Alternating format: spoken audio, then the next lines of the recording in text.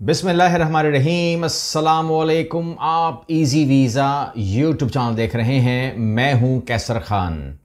आज आपके सामने जो मैं वीडियो लेकर आया हूं, अगर आपने स्टेप बाय स्टेप, वीडियो लंबी क्यों होती है क्योंकि मैं आपको देता हूं स्टेप बाय स्टेप। मैं आपको इंट्रोडक्शन नहीं देता, समराइज नहीं करता, मैं आपको स्टेप बाय स्टेप लिंक के साथ बता रहा हूं, दिखा रहा हूं, स्क्रीन पे ले जाऊंगा, आप लोगों को दिखाऊंगा कि आपने कैसे करना है। अगर आपने ये सीख लिया और कर लिया, मेरा मकसद सिखाना है, बताना नहीं है, सिर्फ सिखाना है आपको कि आप खुद कैसे अप्लाई कर सकते हैं। हमारी सर्विसेज अवेलेबल हैं, लेकिन आप खुद कैसे अप्लाई कर सकते हैं। ये इतना आसान है, ये इतना मुस्तनद है कि आपके साथ कभी भी गलत या फ्रॉड या मसला नहीं हो सकता। बेशक आप खुद अप्लाई करें, आपको तकलीफ नहीं होगी, बिकॉज आप सरकारी प्रोटोकॉल के साथ काम कर रहे होंगे, तो उससे अगर आप बाहर नहीं निकलेंगे तो you will not be cheated. ठीक हो गया जी। सबसे पहले आप लोगों का शुक्रिया, पाकिस्तान का शुक्रिया। इस्लामाबाद में जो लोग आए, लाहौर में जो लोग आए, कराची में जो लोग आए, आप विजुअल्स देख रहे होंगे। आप लोगों की मोहब्बतें, आप लोगों की चाहतें, आप लोगों ने जो टाइम मुझे दिया, ये मेरे लिए बाइस इज़्ज़त है। मैं दोबारा आऊँगा, बार बार आऊँगा, आपके शहरों में आऊँगा, जहाँ मैं नहीं आया वहाँ भी आऊँगा। जो मैं नाम नहीं लेता, मुझे उनसे भी उतना ही प्यार है, बिकॉज अगर पाकिस्तान से प्यार है तो फिर पाकिस्तान के हर शहर, हर गांव, हर जगह से प्यार है मुझको। ये दिमाग में रखिएगा। नाम लेना न लेना और बात है, लेकिन बहरहाल जहाँ मैं गया था तो वो आपको मैंने बता दिया कि Lahore, then Islamabad, then Karachi. Thank you very very much.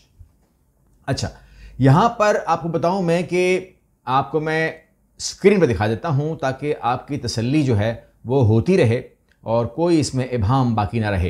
ये आप स्क्रीन पे देख रहे हैं visa sponsored jobs, job vacancy, scholarship, new work permit वगैरह। यहाँ से मैं रेफरेंस ले रहा हूँ कि न्यूजीलैंड जो डेयरी फार्म वर्कर हैं, जॉब फॉर फॉरनर्स 2025-26 दोनों में शामिल है। वो कहते हैं कि जी यहाँ पर आकर हम आपको तकरीबन 50,000 मंथली सैलरी दे रहे हैं। ये बातें तमाम करनी नहीं मुझे ये करनी है कि कौन लोग जा सकते हैं।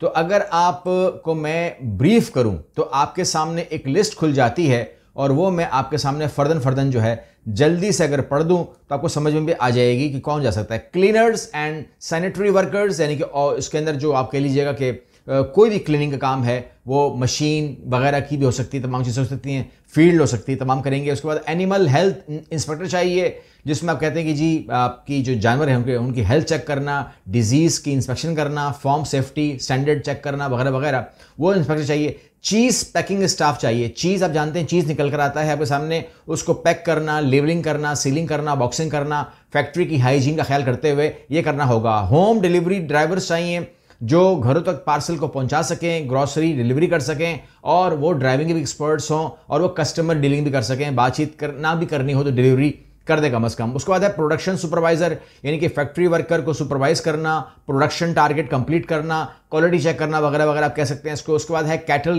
ग्रेजर्स हैं। कैटल ग्रेजर्स होता है, आपकी गाय है, आपकी बैल है, उसको चरागाह में चराना, अगर आप चरा सकते हैं तो, और उनकी हिफाजत और हेल्थ का ख्याल रखना कि वो कोई सही अपनी रिजल्ट दे रहा है या कुछ हल रहा है। उसके बाद है शेरर है वो शीप्स जो होते हैं उनकी जो वूल होते हैं, उसके जो ऊन निकलता काटते हैं, उसे काटना और मशीन से उसको पूरा साफ करना। अच्छा, फिर है वूल हैंडलर्स होते हैं जो उसको हैंडल करते बाद में उसको सॉर्ट करना, क्लीन करना, पैक करना, ये तमाम का तमाम उनका होता है। उसके बाद है वूल प्रेसर की मशीन से कंप्रेस करता है और उसके बाद उसको स्टोर करता है। ये तमाम काम भी वो करेगा। डेयरी फार्म असिस्टेंट, देखेंगे बहुत सारे काम जो है ना, मैं जल्दी बता रहा हूँ, ये काम आप लोगों को, जो लोग इस फील्ड के उनको पता होगा, मुझे डायरेक्टली नहीं पता, बिकॉज मैं, आपको पता है मैं गांव से नहीं हूं, तो आई हैव नो आइडिया कि किस तरीके से काम होता है। डेयरी फार्म असिस्टेंट चाहिए जो काऊ को फीड करेगा, उसकी मिल्किंग मशीन को चलाएगा, फॉर्म क्लीन करेगा, एनिमल केयर करेगा, तमाम चीज़ें। उसके बाद एरेबल ऑपरेटर्स हैं, यानी कि ट्रैक्टर ऑपरेटर करना या ज़मीन पर प्रिपेयर करना, सीड बीज डालना, क्रॉप स्प्रे करना वगैरह वगैरह, और फॉर्म मशीनरी को हैंडल करना। इसके बाद पीवेट असेंबली फॉरमैन है, इसके अंदर भी आप जानते हैं कि टीम को सुपरवाइज करना होता है वगैरह वगैरह, पानी के मामला देखने होते हैं। कैटल हूफ ट्रिमर है, यानी कि कैटल काव जो होती है उसके ऊपर से वो पूरा साफ करना, काटना, और उसी दरमियान देखना कभी कोई इन्फेक्शन, कोई इंजरी तो नहीं है। इसके बाद शेपर्ड जर्नल है, शेपर्ड को मैनेज करना या चराना और लैम्बिंग सीजन में मदद करना और फार्म ड्यूटीज़ वगैरह परफॉर्म करना। लार्ज एनिमल जो रिप्रोडक्टिव टेक्नीशियन है, उसका भी काम यही है कि वो ब्रीडिंग में काम करे और प्रोसेस हैंडलिंग करे, आर्टिफिशियल AI में देखे उसको, उसकी प्रेगनेंसी वगैरह के ऊपर ध्यान रखे।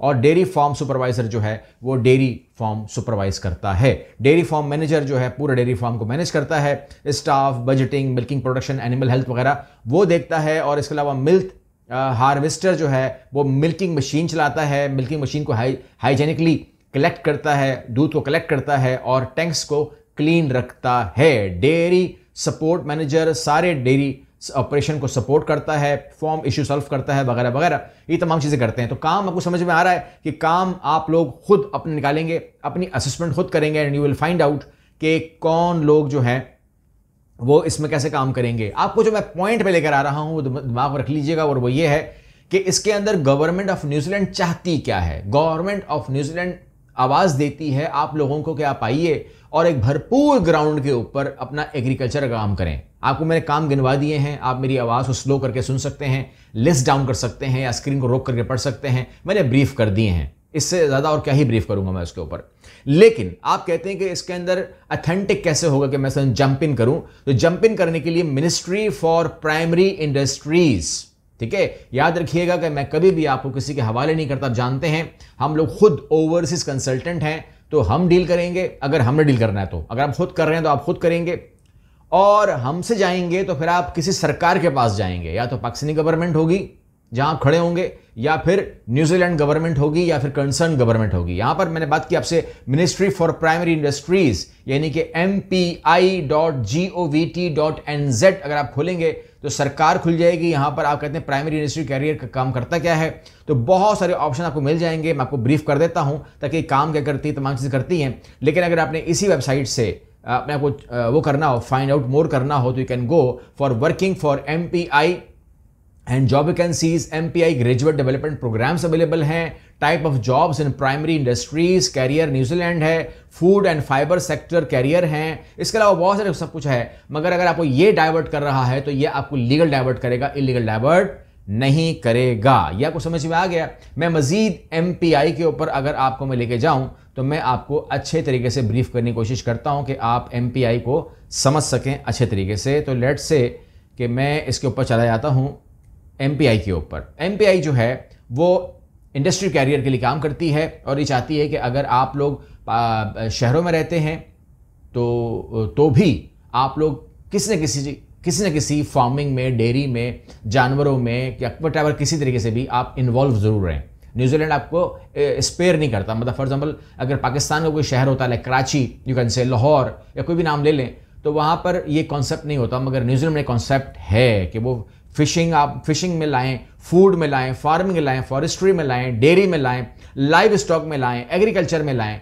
तो वो आपको कहते हैं कि आपको आना ज़रूर है, हर घर ने इसमें आना ज़रूर है। पाकिस्तान में जब ये बात होती है तो हमारे जो अपोजिशन लीडर्स होते हैं या हमारे जो अदर जो पीपल्स होते हैं वो मजाक उड़ाते हैं कि ओहो ये मुर्गियाँ पालने की बात हो रही है, यहाँ पे गाय पालने की बात हो रही है, यहाँ बकरी पालने की बात हो रही है। जबकि न्यूजीलैंड के अंदर यही बातों को अहमियत दी गई है, तो इसलिए वो खुशहाल हैं। आप नहीं पालिए, आप मत आइए इसके अंदर, तो अपनी हालत देख लीजिए। वो आ रहे हैं तो उनकी हालत देख लीजिए। आज हम वहाँ जा रहे हैं उनके लिए वही काम करने के लिए। तो दिमाग में रखिएगा, अगर हम खुद अपने लिए कर लें तो हम अपने सोर्सेज को बढ़ा सकते हैं। हमारे पास छतें भी होती हैं, हमारे पास ज़मीन भी होती है, हमारे पास सब कुछ होता है। मगर नहीं करना तो नहीं करना, बिकॉज लोग क्या कहेंगे।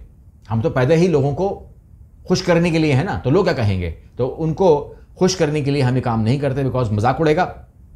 इतना सारा पढ़ लिया और मुर्गियां पाल ली ना, अंदाज़ा लगाइए। अच्छा, इसका जो मकसद है वो यही है कि मैंने कहा कि बिल्कुल तमाम लोगों को ये लाइन अप करता है। अच्छा, इसके बाद मैं आपको लेके आऊँगा स्किल एंड क्वालिफिकेशन। तो उसमें आप डिपेंड करता है, अब कोई छोटा काम कर रहा है, जिस छोटा काम तो कोई नहीं होता, खैर सब काम बड़े होते हैं। मेरा मतलब है अनस्किल्ड काम कर रहा है तो अनस्किल्ड में स्किल्ड थोड़ी मांगेंगे, तालीम थोड़ी मांगेंगे। अगर आप कह रहे हैं कि जी मुझे मैनेजर लगा लें, मुझे ये लगा लें, वो लगा लें, तो फिर मैट्रिक से इंटर से ग्रेजुएट वाली बातें शुरू हो जाएंगी। अच्छा, तो जो लिस्ट आपको मैंने शेयर कर ली है उसी के अंदर ये आपको वो है कंपनी गवर्नमेंट ये आपको लेके चलेगी। उसके बाद आप कहते हैं कि जी पाकिस्तान से कौन सी बेस बनती है, तो मैंने पहले कोई ब्रीफ की हुई है। जी मैंने ब्रीफ की हुई है। आपको सबसे पहले दिमाग में रखना है कि आपको एक्रीडेटेड एम्प्लॉयर वर्क परमिट आपको चाहिए, यानी कि AEWV।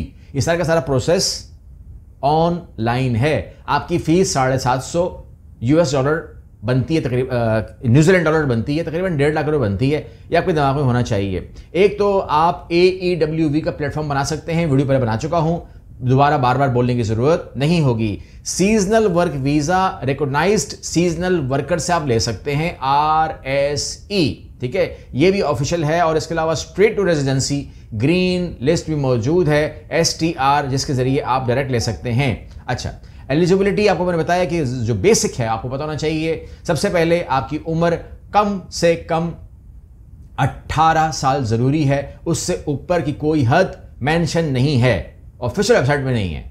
तो इससे मुझसे पूछने की जरूरत नहीं है आपको कि मैं 55 का हूं, मैं 60 का हूं, मैं इसका हूं, मैं उसका हूं, वट एवर। अगर आप 18 से ऊपर हैं तो जी आपकी बात कर रहा हूं। पासपोर्ट वैलिड होना चाहिए कम से कम 2 साल का, खुद देख लेना पासपोर्ट अपना, ठीक है। और फिजिकली फिट होना चाहिए, मेडिकली क्लियर होना चाहिए, पुलिस सर्टिफिकेट क्लियर होना चाहिए, बैंक रिकॉर्ड क्लियर होना चाहिए। और जो तजर्बा अगर किसी के पास है किसी काम का, जो शुरू में मैंने लिस्ट दिखाई है, तो you can directly apply on that. अगर नहीं है तो फिर आप उस काम में आइए जिसको हम असिस्टेंस कहते हैं।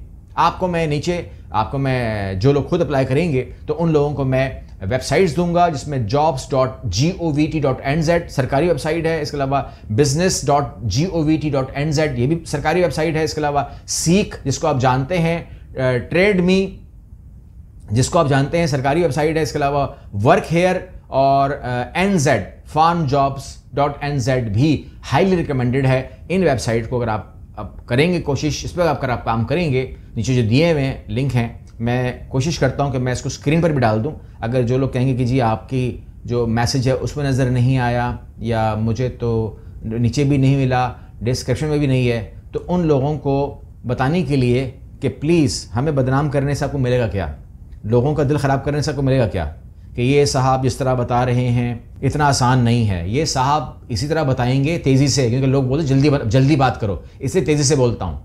अगर ये साहब आपको डिटेल दें ना तो आपको फिर क्लियर स्टेप बाय स्टेप हो जाएगा। लेकिन आपको मैं लिंक दे देता हूँ ताकि आप जाएँ, वहाँ बैठें, फिर ये साहब आपको बिठाएंगे, फिर वो आपने खुद उस साहब ने खुद बैठना है जो सीरियस होगा, जो रब्ता करेगा, तो उसके लिए हम हाजिर हैं।